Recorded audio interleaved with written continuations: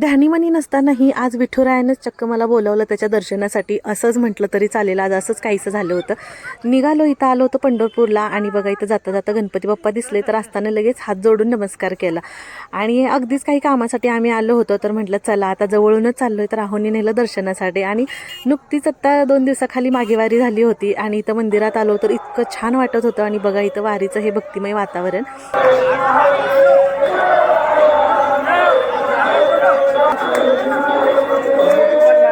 आणि इकडे माझ्या पाठीमागे दोघांची फुगडी चालू होती, त्याच्यामुळे थोडासा धक्का वगैरे झाला, पण म्हटलं ठीक आहे, तर देवाच्या दारात तेवढं चालणारच. त्याच्यानंतर देवाचं दर्शन घेतलं मी आणि असताना, आणि आहोनी पण घेतलं. आणि म्हणजे बाहेरूनच घेतलं, गर्दी पण होती भरपूर त्याच्यामुळे. आणि मी तुम्हाला नेहमीच म्हणते की ज्यावेळेस असं ध्यानीमनी नसताना विठुरायाचं दर्शन होतं ना, तर अगदीच मन भरून येतं. माझंही आज काहीच तसंच झालं होतं. इथं अगदी थोडेसे फोटोज वगैरे आम्ही काढले आणि त्याच्यानंतर मग आम्ही घरी जायला निघालो.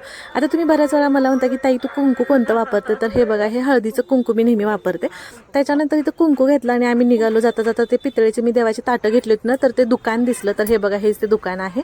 त्याच्यानंतर आम्ही घरी निघालो. तर चला, कसा वाटला तुम्हाला छोटंसं मिनी ब्लॉग नक्की कमेंट करून सांगा. आणि अचानक झालेलं दर्शन तुम्हाला कसं वाटलं ते पण सांगा. चला भेटू परत नेक्स्ट ब्लॉगमध्ये. तोपर्यंत बाय.